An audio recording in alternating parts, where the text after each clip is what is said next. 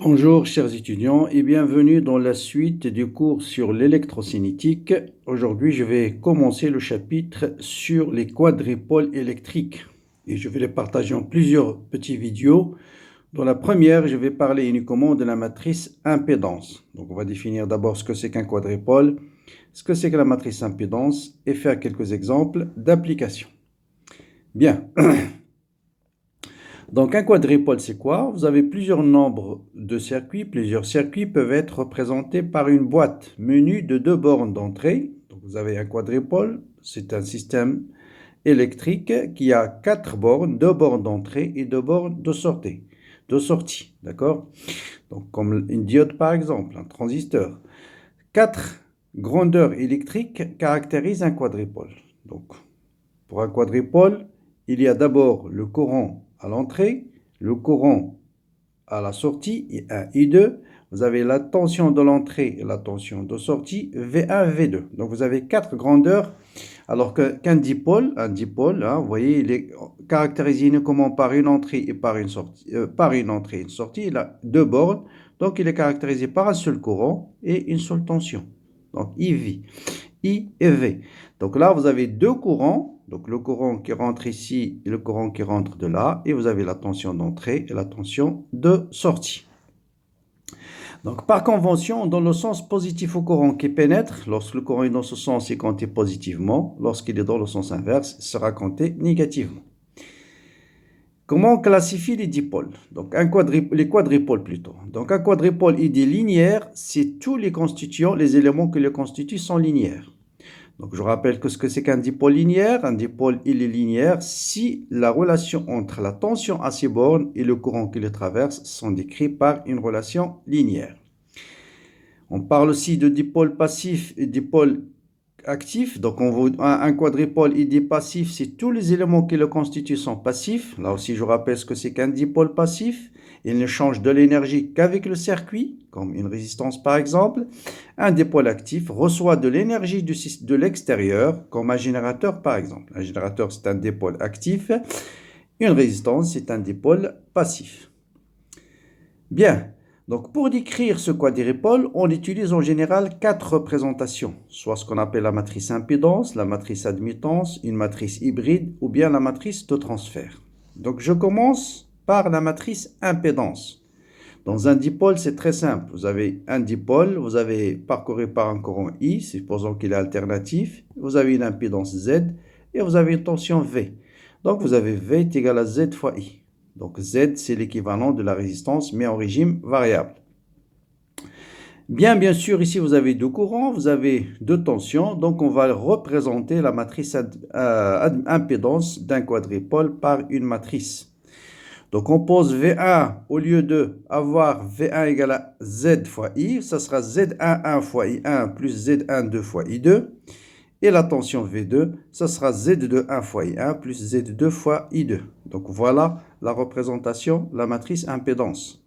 Donc la tension du quadripôle, l'entrée et de sortie, c'est une matrice impédance, courant d'entrée, courant de sortie.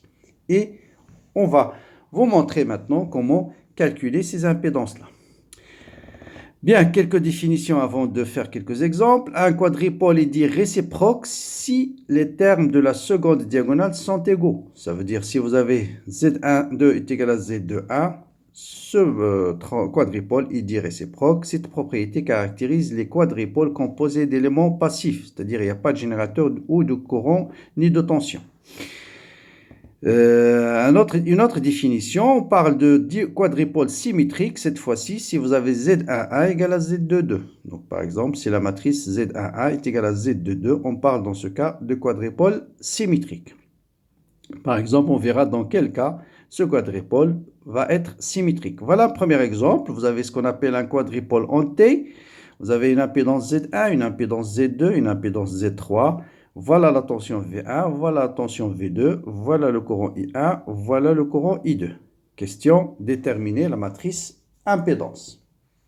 Bien, donc voilà, dans ce cas-là, vous voyez, toujours on a besoin de les fondamentaux que nous avons vus avant, c'est-à-dire loi des mailles par exemple. Là, je vais écrire V1 est égal à quoi? V1 dans cette maille-là, ça sera Z1 fois I1 plus Z3. Vous avez un courant I1 qui arrive, un courant I2 qui arrive, loi des nœuds. Ici, vous allez avoir I1 plus I2. Donc, plus Z3, facteur de I1 plus I2. Donc, je vais écrire cette relation que Z1 plus Z3 fois I1 plus Z3 fois I2. Voilà V1. De même, vous avez V2 est égal à quoi? Toujours loi des mailles, V2, c'est Z2 fois I2, Z2 fois I2, et la même chose, plus Z3, facteur de I1, plus I2. Donc, ça sera Z3 fois I1, plus Z2, plus Z3 fois I2. Donc, je peux écrire tout ça sous forme d'une matrice. J'ai la matrice V1, V2 est égal à I1, I2. Et le reste, ça sera ma matrice impédance. Et vous voyez bien que cette matrice impédance est égale à quoi? V1 est égal à quoi? C'est Z1 fois I1, donc ici Z1. Ici, c'est... qu'est-ce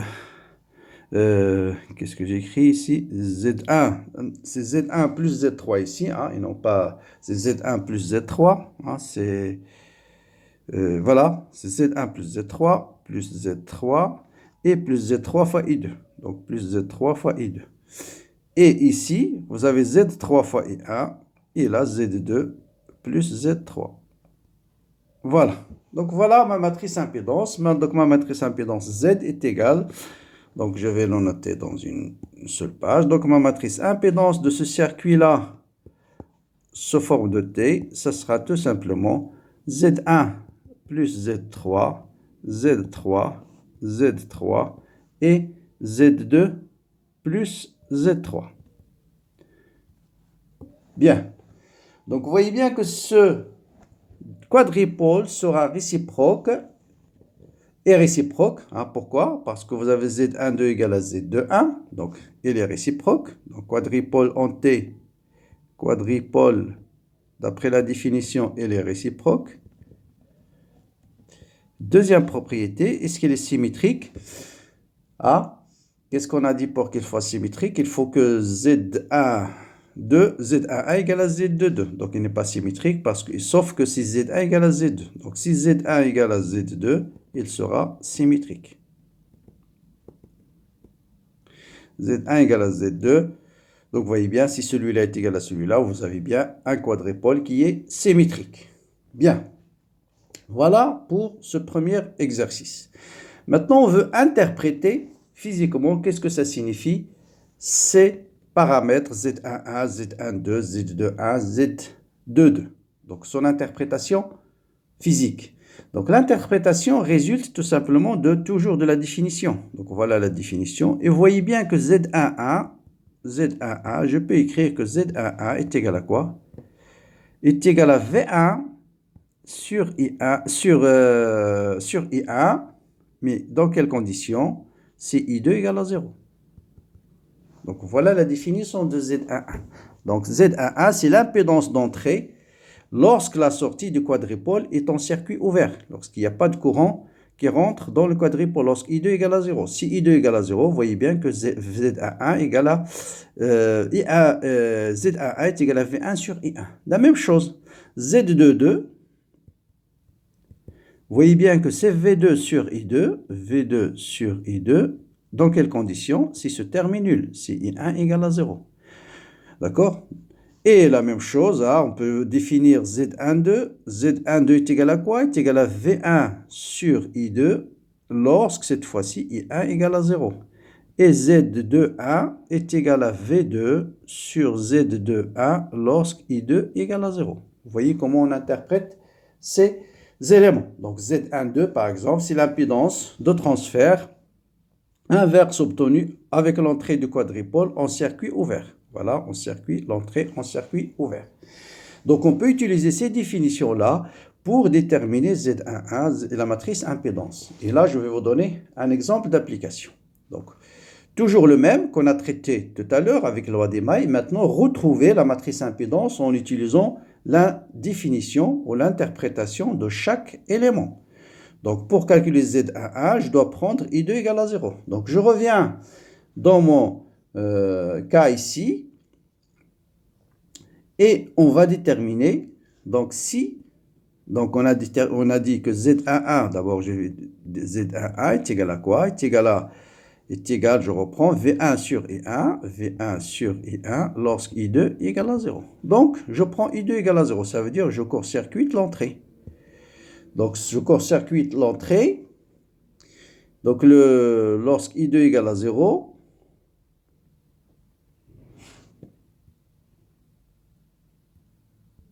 pardon, c'est pas court-circuiter l'entrée, I2 égale à 0, c'est circuit ouvert, hein, j'ai bien dit circuit ouvert, désolé, c'est circuit ouvert. C'est circuit ouvert et non pas I2 égale à 0, ça signifie la sortie est sans circuit ouvert. Donc, si le circuit est ouvert, donc cette impédance, c'est comme s'il n'existe pas, parce qu'il n'y a aucun courant qui traverse cette impédance. Donc, ce circuit va être équivalent tout simplement à une tension V1. Ici, vous avez Z1, et ici, vous avez Z3. Voilà, et vous avez le courant I1. Voilà le montage équivalent cette fois-ci à ce quadripôle. Donc, vous voyez bien que cette fois-ci, maintenant, je peux appliquer la loi des mailles.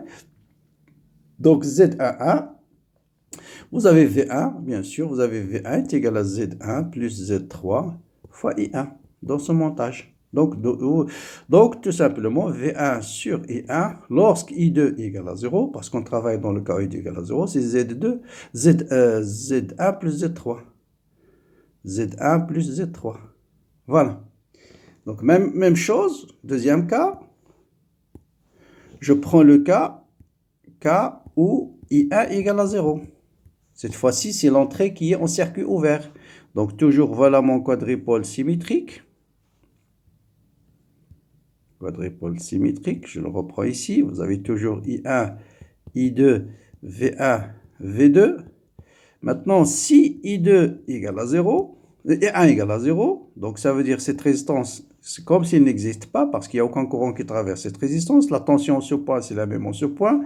Donc, le montage va être équivalent à ce montage-là. Vous avez ici V2, ici vous avez I2, ici vous avez Z2, ici vous avez Z3. Donc j'ai aussi V2 est égal à Z2 plus Z3 fois I2.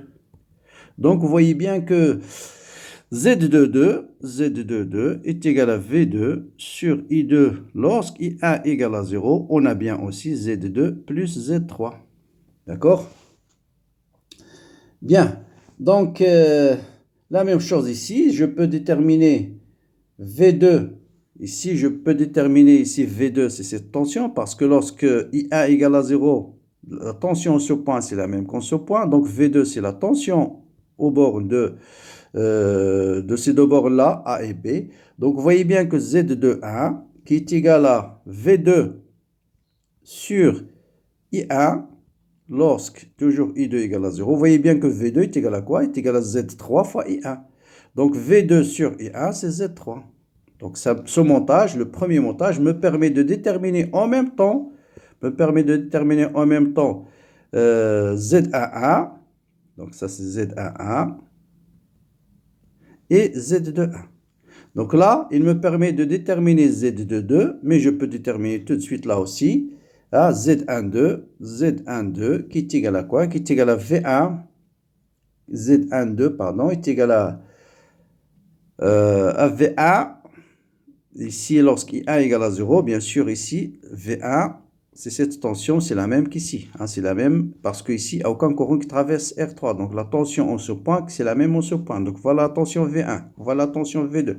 Et vous voyez ici que V1 est égal à quoi? Est égal à Z3 fois I2. Donc, Z12 qui est égal à V1. Z12 qui est égal à V1 sur I2. Voilà, V1 sur I2 lorsqu'I1 est égal à 0, c'est égal à Z3. Donc voilà, j'ai déterminé Z22, Z12, j'ai déterminé Z21 et Z11, et vous voyez bien que je peux trouver ma matrice impédance qui est toujours la même, qui est Z11 qui est égal à Z1 plus Z3, Z12 qui est Z3, Z21 qui est égal à Z3, et Z22 qui est égal à Z2 plus Z3. Donc, vous avez deux façons de déterminer, soit vous appliquez directement la loi des mailles, soit vous appliquez les définitions de chaque élément. Et là, ce n'est pas la peine de prendre par cœur ces des formules. Il suffit d'écrire la matrice impédance et vous voyez bien que si vous prenez I2 égale à 0, vous allez déterminer Z11 et Z21. Si vous prenez I égale à 0, vous allez déterminer Z11 et Z22. Bien. On continue avec un autre exemple. Donc voilà un deuxième exemple, ce qu'on appelle le quadrupole en pi.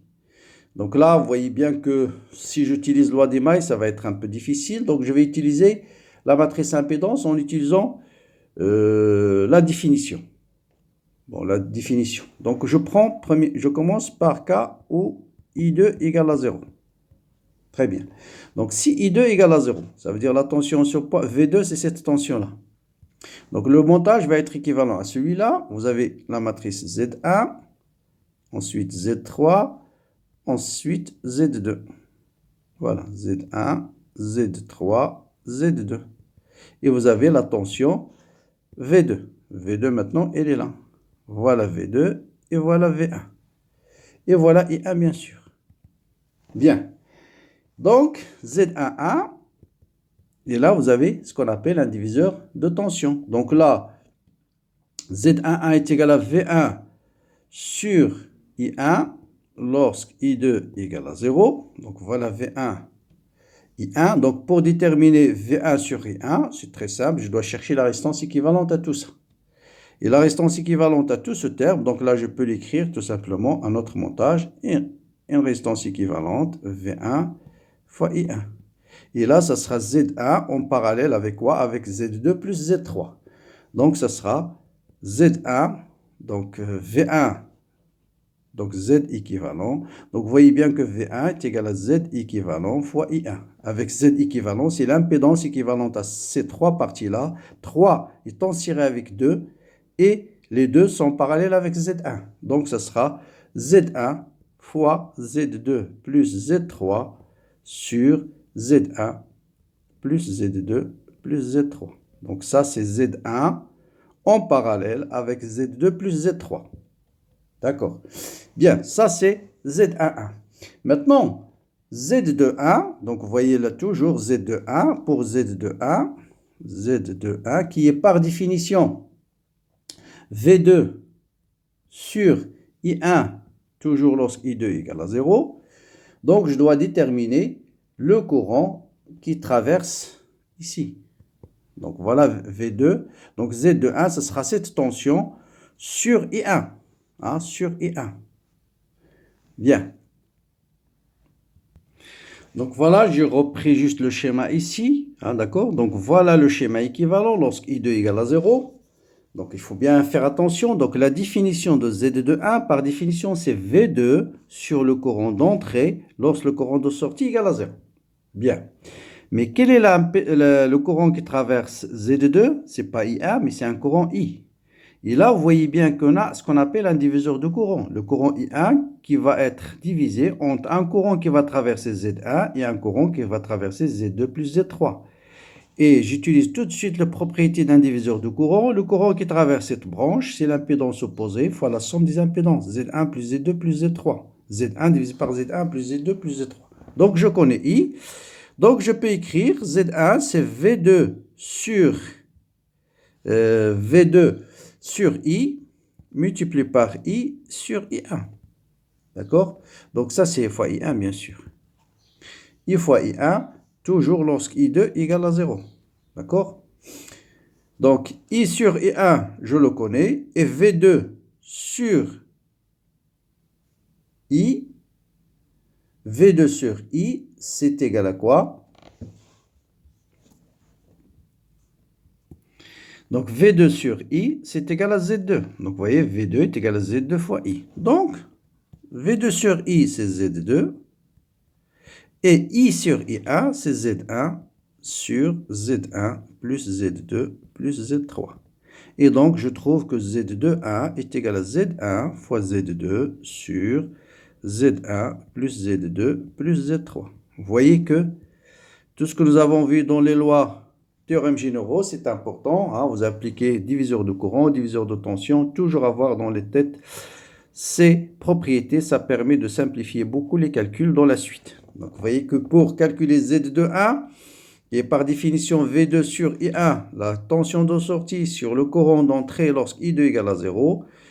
Mais V2, c'est Z2 fois I. Donc, je dois déterminer la relation entre I1 et I. J'applique diviseur de courant.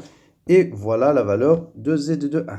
Bon, la même chose, bien sûr, pour... Maintenant, je prends le cas où I1 égale à 0. Lorsqu'I1 égale à 0, vous allez avoir ce circuit-là qui va être équivalent Z3, ici Z2. Donc, c'est à peu près la même chose, même étude. Hein. Vous avez ici la tension V2. Vous avez le courant I2, bien sûr. I1 égale à 0, donc vous avez la tension V1, ce sera la tension au bord de Z1. Et vous avez ici un courant I. Et bien sûr, ici vous avez Z2. Et ici vous avez Z3. Bien sûr, le courant I2, il est là. Bien, donc par définition, là aussi, Z22, par définition, c'est V2 sur I2 lorsque I1 égale à 0.